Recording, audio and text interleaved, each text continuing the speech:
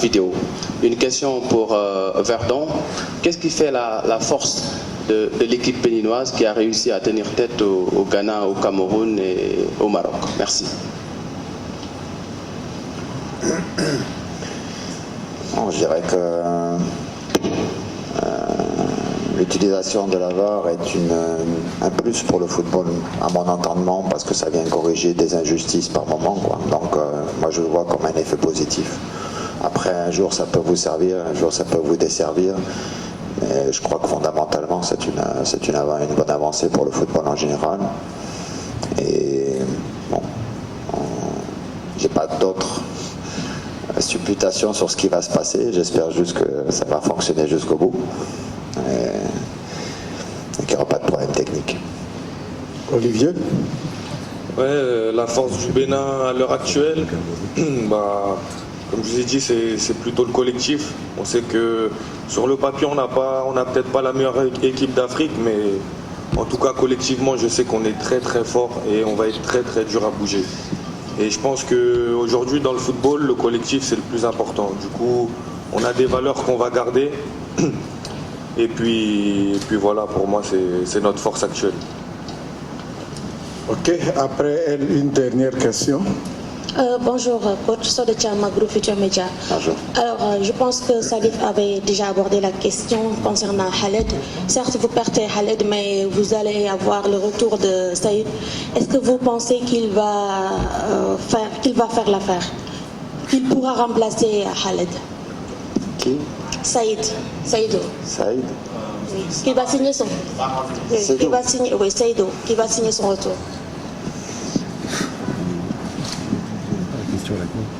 Je ne sais pas. Encore. Il a été blessé et je ne sais pas encore s'il va jouer. Après, il y a aussi Steve Mounier qui revient, qui était suspendu.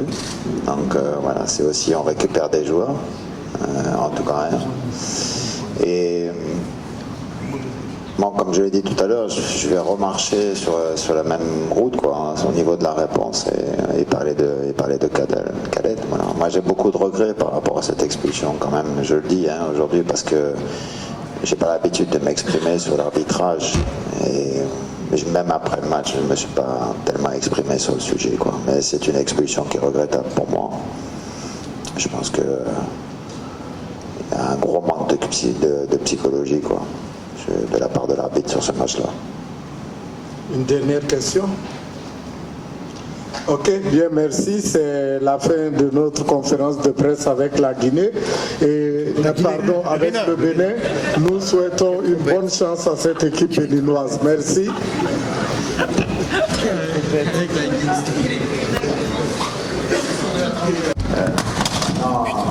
Pour le match contre le Sénégal, on sait que c'est encore un gros challenge qui est devant nous. Les meilleures équipes du continent, favoris pour le titre. Donc, on sait ce qui nous attend, on sait le défi que l'on a à relever. Mais on a tout à gagner dans cette compétition et la pression est plus sur les épaules du Sénégal qui postulent au titre que sur nous qui sommes un peu dans une dynamique positive. On voudrait aller le plus loin possible. On n'était pas cité dans les favoris au départ de la compétition, donc on ne va pas rester, on ne va pas toucher aux moyens de devenir des favoris. On est dans notre posture, on est dans notre forme. Juste envie de faire un grand match. Olivier, première sortie historique du Bénin, des matchs de poule.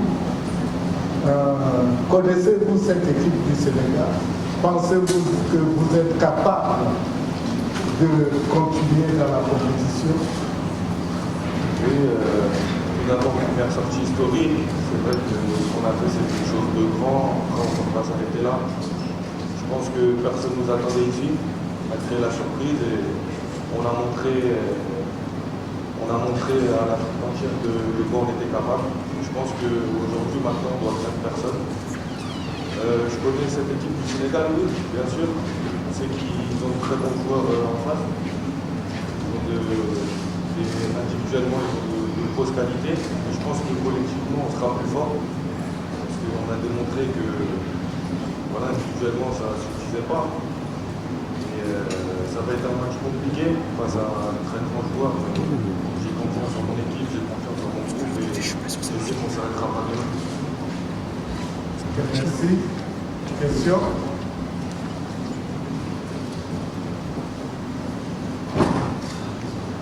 Bonjour, avec de l'équipe.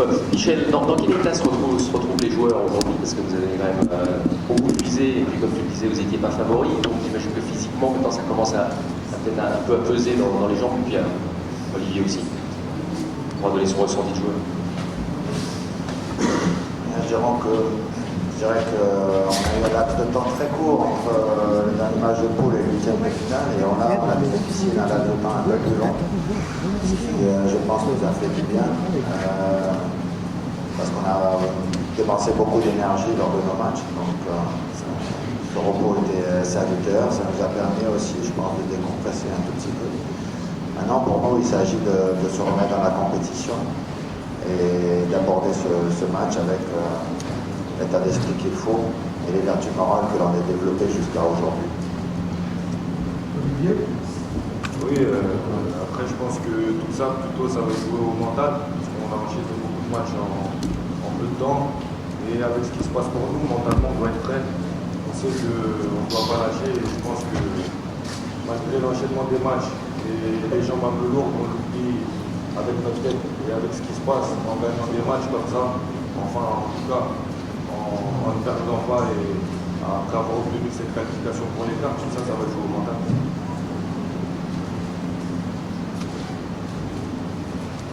Ok, allez. Oui, bonsoir. Issa Amadou, ORTB Bénin. Coach du CIE, vous êtes dans une dynamique impressionnante depuis cette Coupe d'Afrique des Nations. Vous avez amené une équipe là où on ne l'attendait pas du tout. Et justement, en matière d'attente, les autres équipes, on va dire, vous attendez moins. Mais cette équipe du Sénégal, là, elle vous attend. Parce que, bon voilà, les clichés sont là.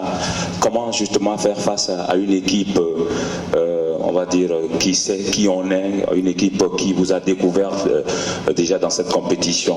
Est-ce que ça ne change pas un peu les données? Est-ce que ça ne change pas également les idées dans vos têtes?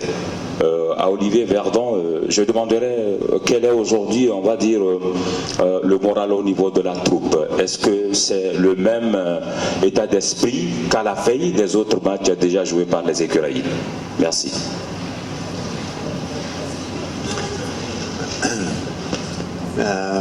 Évidemment, l'effet de surprise ne joue plus.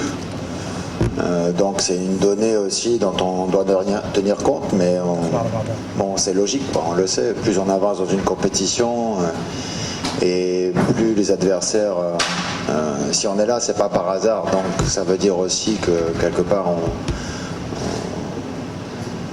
je dis pas qu'on nous craint, c'est pas ça, mais on nous respecte. Et je pense que le Sénégal va prendre note en tout cas de ce qu'on a montré jusqu'à aujourd'hui. Et oui, forcément, ça devient toujours un petit peu plus compliqué. Mais il y a aussi une dynamique chez nous qui fait que, comme je l'ai dit tout à l'heure, on n'a pas de pression négative. Et aussi, on a un petit capital confiance qui, avec les résultats, s'accroît un peu. Donc ça, c'est une donnée importante aussi pour nous. Après, la confiance, on ne doit pas tomber dans la suffisance, mais j'ai suffisamment confiance en mes gars pour que justement ça ne soit pas le cas. Olivier?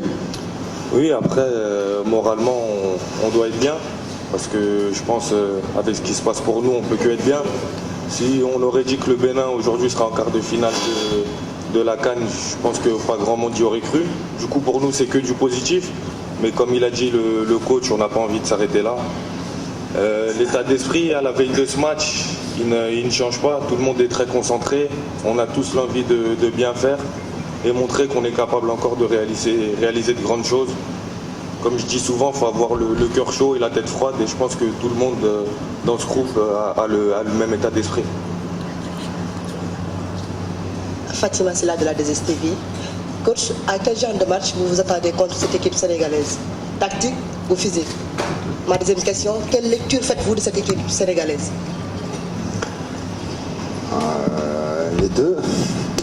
On ne peut pas résumer un match, il y a tous les ingrédients, que ce soit tactique, athlétique, technique, tous les ingrédients sont réunis dedans, quoi. Donc difficile de distinguer l'un de l'autre. Après, quand on est sur des matchs à élimination directe, évidemment que on va dire que chaque détail compte. C'est important d'être concentré tout le temps. Bien sûr, c'est important d'avoir des jambes, d'être aussi agressif, d'être généreux dans l'effort, de faire des courses pour défendre, pour attaquer. Et puis c'est aussi important d'être bien organisé. Donc je dirais que c'est tous les éléments qui sont à prendre en compte. Cette équipe du Sénégal, voilà, elle était au dernier mondial. C'est une équipe qui postule pour le titre, je l'ai dit. Après, je ne vais pas décliner les forces et les faiblesses de cette équipe ici, quoi. Mais en tout cas, c'est une grande équipe avec un grand entraîneur. Et on a beaucoup de respect pour eux. Mais comme j'ai dit tout à l'heure, le respect, si on a du respect, on n'a pas de crainte non plus, parce qu'on est aussi déterminé à poursuivre l'aventure et aller plus loin et repousser à chaque fois un peu plus nos limites. C'est ça. Salif Diallo. Non. Coach, bonjour, Hospice Mentali au RTB Bénin. Vous, jusqu'à-là, vous n'avez perdu aucun match dans cette compétition. Le Sénégal a perdu un match, d'ailleurs, contre l'Algérie, que vous avez battu il y a quelques mois. Est-ce que ce match contre l'Algérie du Sénégal vous inspire? Olivier Verdon, vous êtes un patron dans le vestiaire. On vous a vu prendre la parole avant le match contre l'Algérie à Cotonou. Est-ce que déjà vous avez votre discours dans la tête? Comment remobiliser la troupe? Merci. Moi, j'ai pour habitude de penser que chaque match a sa vérité. Donc, en faisant des calculs savants, en se disant que l'Algérie a battu le Sénégal, c'était un match de poule. Forcément, il n'y a pas la dimension d'élimination derrière, de sanctions derrière. Donc, je ne sais pas comment le match a été abordé. C'était un très bon match, mais il y avait beaucoup de rythme, beaucoup d'intensité dans ce match. Mais il faut toujours comparer ce qui est comparable au même moment. Après,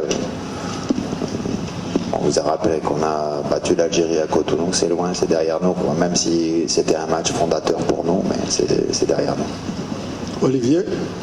Oui, j'aime bien prendre le leadership dans mon équipe malgré mon jeune âge.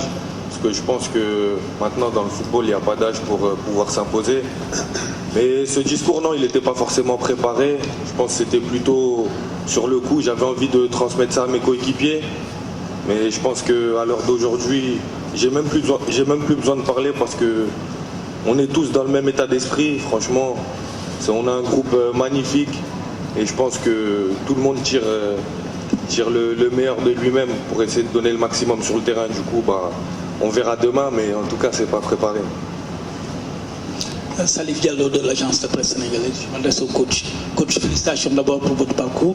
Merci. Ensuite, je veux dire, quelle est un peu votre histoire d'amour avec le Bénin? Parce que vous avez fait la Guinée, vous avez fait la Côte d'Ivoire et puis vous êtes revenu au Bénin. Racontez-nous un peu cette histoire d'amour avec le Bénin. La seconde question, en quoi l'absence de Khaled Adenon peut être préjudiciable pour le Bénin? On a lu quelque part que la fédération du Bénin est allée jusqu'à écrire une réclamation là pour arrêter sa suspension. En quoi son absence peut être préjudiciable pour les écuries? Merci. Bien, déjà, je veux dire une chose, c'est que j'avais commencé un travail en 2008-2010 et je pense qu'on avait une équipe qui était aussi en progression. Et puis malheureusement, il en a été décidé autrement à la fin de la CAN, ce que je déplore, ce que je regrette, mais ce que aussi beaucoup de Béninois ont regretté. Et J'ai toujours eu un contact, de toute façon, comme j'ai aussi avec les équipes que j'ai entraînées. De temps en temps, ils sont venus voir si j'étais disponible, et j'étais avec la Guinée. Donc il y a toujours un lien qui s'est tissé. On ne peut pas passer quelque part sans tisser des liens avec les gens, et puis surtout la reconnaissance du public sportif béninois, quoi, des supporters. Donc voilà, il y a un moment donné, les choses se sont faites parce que le Bénin cherchait un entraîneur et moi j'étais disponible. Les choses se sont faites comme ça. C'est aussi des concours de circonstances et de moments. Après sur Khaled, oui, c'est un joueur qui va nous manquer parce que